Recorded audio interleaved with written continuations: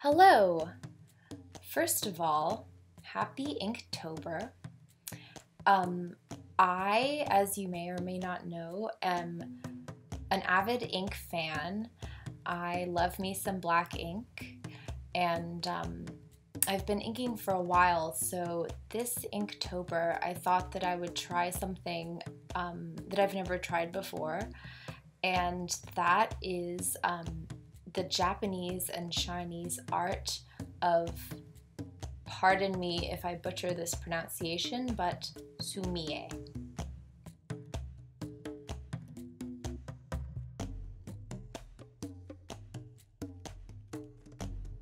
So Sumi-e, according to the Merriam-Webster dictionary, is the Japanese art of monochromatic ink painting. They take it incredibly seriously. In fact, it takes decades to master it.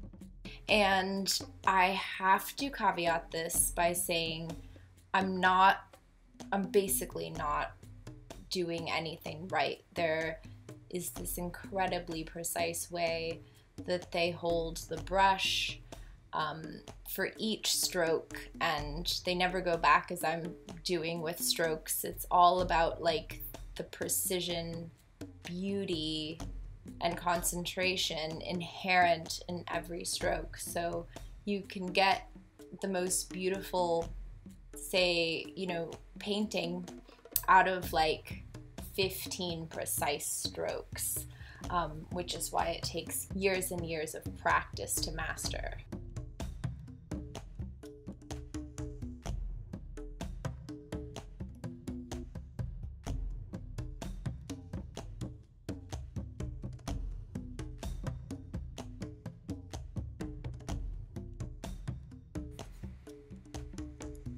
So I decided to do a little cross-cultural remixing and paint this African sub-Saharan zebra. Well, I don't really know if it's sub-Saharan, but that's how I think of it. Zebra, using Sumi-e ink and a Sumi-e brush. Not quite a Sumi-e technique, but trying to be very zen and very purposeful in each and every stroke. And I chose a zebra for a couple of reasons. First of all, because I grew up in Africa, and all African animals are quite near and dear to my heart. They just kind of feel like home, how home feels to me. And I also thought that with the linear quality and graphic quality of a zebra, like what better to do than to use this sort of artful celebration of the line technique.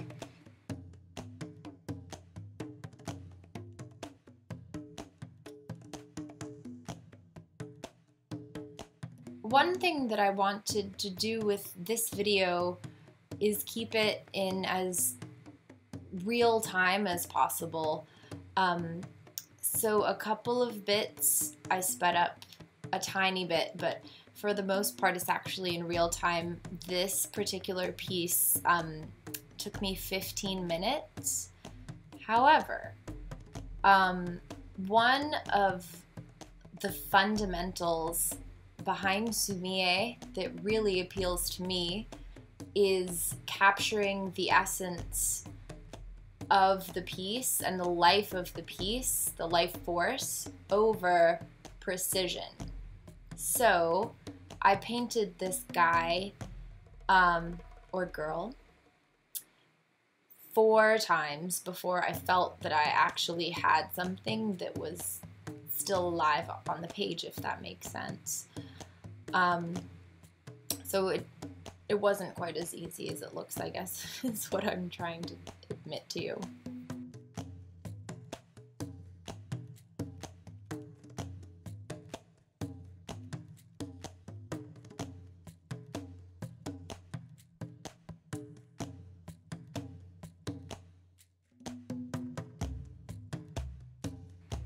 As I finished this piece off, I thought that I would read you a little excerpt of a page from one of my favorite resources I found online on the history of Sumi-e, and I'll leave that link below as well if you're interested. The 2,000-year-old art form of Japanese brush painting is spiritually rooted in Zen Buddhism. Sumi-e's earliest practitioners were highly disciplined monks, trained in the art of concentration, clarity, and simplicity. The monks adhered to a rigorous schedule of meditation in preparation for painting. Entering a deep contemplative state was at the core of their creative process, preparing the inkstone, grinding the Sumi-e ink, loading the fude, which is the brush, releasing the brush stroke on rice paper.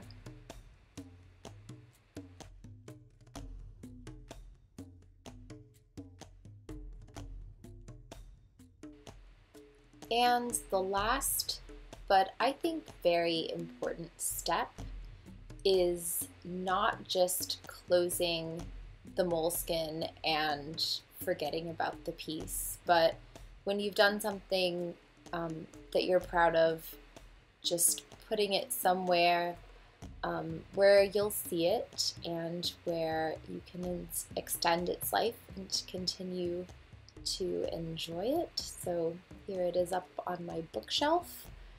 And that is all from the first Sumi-e sessions. I hope you enjoyed, and I will see you again on Friday.